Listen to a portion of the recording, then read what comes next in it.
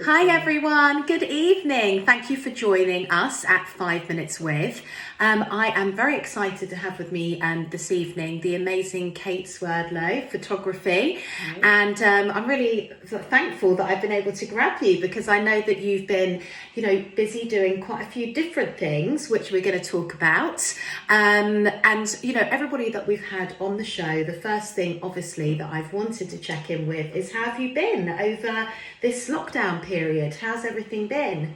Good. I'm really grateful that at the start I had a kind of touch and go experience. I didn't really know how I was going to survive and plane through, but actually after about a month I really found my feet and thank God. It was a bit of a shock to the system, I think, for a lot definitely. of people. I was at home taking in a whole lot of information from the internet, reading forums and doing live Zoom chats, everything like that. But actually, once I'd had a bit of a meltdown over that and consumed too much, I just stepped away from the computer and went, right, that's not you.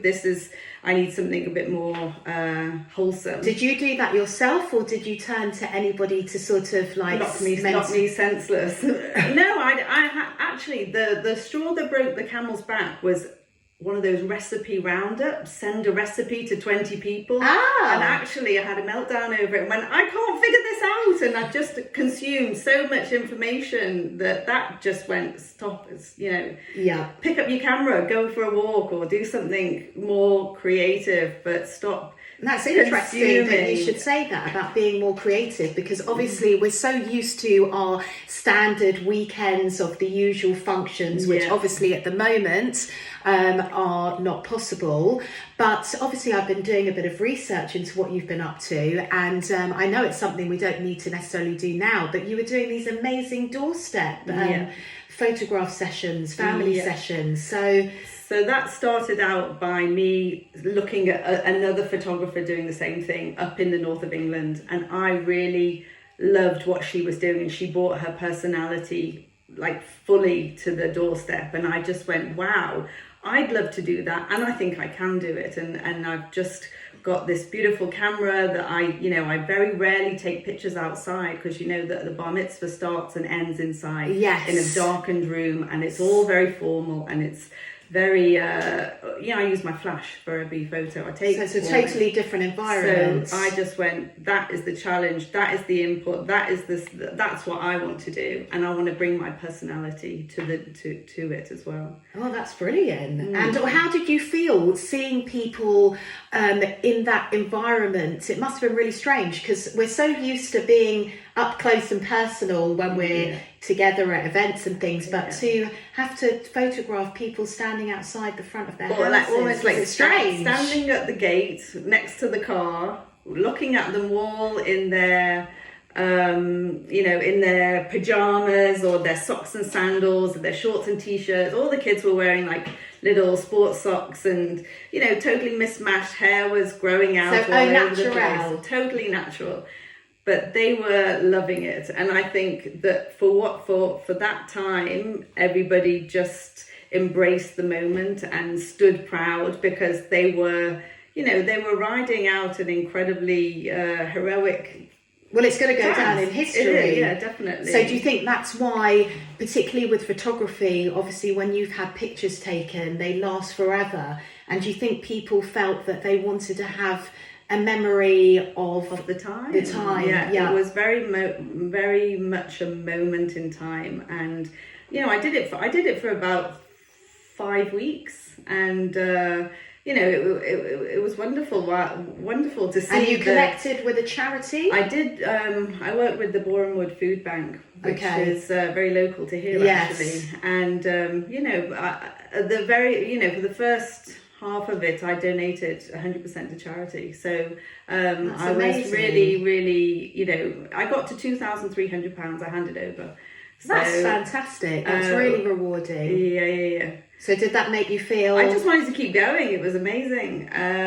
So I did, and then eventually I just thought, wow, the balance was tipping, and I just thought, actually, everybody wants to do this. I could see the trend going from I want to do this to record the time to maybe me wanting to do something more creative as well. And I wanted to take more photos than just the one shot of somebody on the doorstep. I was giving more of my time. And I think that kind of made me realize that I wanted to just take a little bit more from it for myself. Well, of course. I mean, it's amazing to be able to give something back, but at the end of the day, this is trying times for all of us, and because we've had to make adaptations and things, it's very important that you also looked after yourself as well as being generous and giving to to a good situation and helping others. That's really, really good.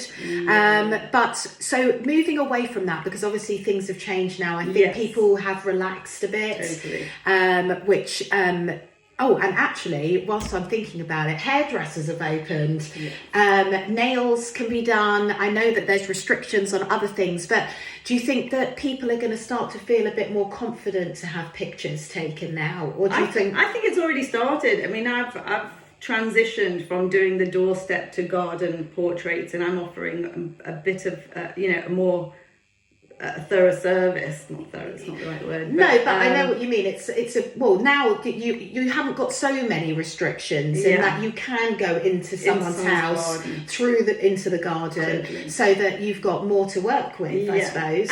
But to be fair, I still am taking pictures of, out of about 200 people that I've met over lockdown, only about 3 people have dressed up for the occasion, like proper makeup and gorgeous outfits, and really, it's everybody's still very just stayed casual. relaxed. Yeah, totally. It's been very apparent. Yeah. Well, maybe that's people's frame of mind, and maybe actually that's not such a bad thing, that people are not so self-conscious, that they're capturing the natural beauty. And I think people's frame of minds probably has changed quite a lot through this as well.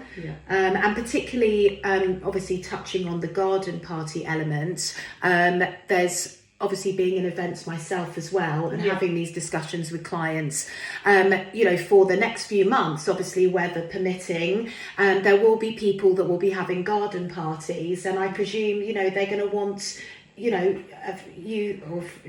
to capture the memories of whatever they're doing. And that's not necessarily what you're known for with the mitzvahs and bat mitzvahs. That's anniversary celebrations, milestone birthdays. I've met recently a lot of families who are celebrating, as I said, 50th birthdays have been quite good, 50th anniversaries, and a couple of my existing bar mitzvah bookings that should have been in a night environment or in a club or something have transitioned their party, changed the shape of their party to a daytime party in the garden. So they have kind of... I was going to say, what's quite refreshing about that is that obviously, you're photographing different people at different events, but if you're at the same venue, you do tend to get the sort of image there. It's something a bit different. It's refreshing to be able to do. I think so. And it'll be across a whole day. The one particular party I'm thinking of, it's going to be across the whole day. So there'll be sections of people coming in and out of the garden, and the mood will change and the food will change. Yes. And the kids will be there and they won't be there. And then, That's really nice. And then another booking that I'm hopefully reshaping is she'll have like a Shabbos dinner, and then they'll have the adults on the Sunday night and the kids on the Friday night. So as long as it kind of falls into the hours that they've originally booked me for, I think able to be flexible. I think it's great that you've made these adaptations, and it's scary for people that have got functions potentially coming up over the next few months and into next year, with the uncertainty of what they are going to be able to do. But I've obviously seen, and I'm sure you have on a lot of these forums, they just need the support from us, reassurance from us. They've definitely got my support. I want to be as flexible and on side with them. We have one thing to worry about, and that's them, but they have a multitude of you know, suppliers, vendors, guests in themselves Yes, to exactly. organise. And I just want to be available. You know, my heart is open for them. Well, that's really important. I think that, you know, being supportive and all working together, and particularly in the events industry, which is why I'm so pleased that you've come today, you know, to meet with me and have this chat and tell all the followers about what you've been up to, because, you know, it's about coming together during this time and supporting each other. And, you know, because unless you're in that industry, you don't really know what, you know, everyone's feeling at the moment, and you need that support. Yeah, I think some people are, you know, I haven't talked to everybody in the industry who I work with on what was a weekly basis, but you know, I think slowly but surely we'll all probably. I'm sure. Out. I know that it doesn't seem to be that it's going to be imminent, but you know, there is going to come a time where we're all going to be back together, and you know, partying like we've never partied before, because we're going to be let out and free to do it. But obviously, the main thing is we've got to protect each other, protect the guests, protect us. But that doesn't mean we have to stop and the partying has to stop. It just has to be in the way that we can do it at the moment. Yeah. So just in closing, because obviously anyone watching this that's got a celebration coming up or would like some memorable photographs, all the things that we've discussed, I'm sure that you're going to take away some really, you know, useful information about that. What have you got coming up in the next few weeks? Well, yeah, I've got a few bar mitzvahs and bat mitzvah Zooms. I mean, this Friday and Saturday, I'm going to be doing a pre-dinner shoot for a family who, again, will have their party later on. But, you know, I'm actually going to be in the background of a Zoom bar mitzvah, which is cool. That's you know, cool. Being a bit reportage. Yeah. And then once their ceremony is finished, then I'll take pictures of the grandparents that will then come into the garden. Well, this is...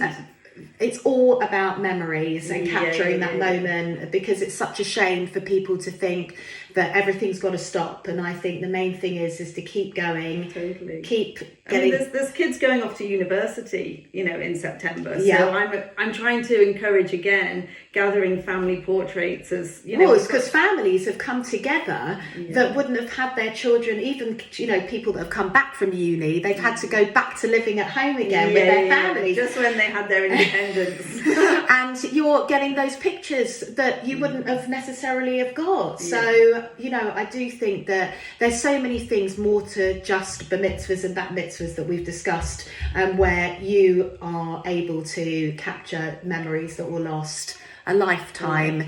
So thank you so much for coming to see me. I really appreciate it. And I will be putting Kate's website on the link and details so that you can contact her for some more information. And thank you so much. Have a good evening, everyone. Bye from us. See you. Bye.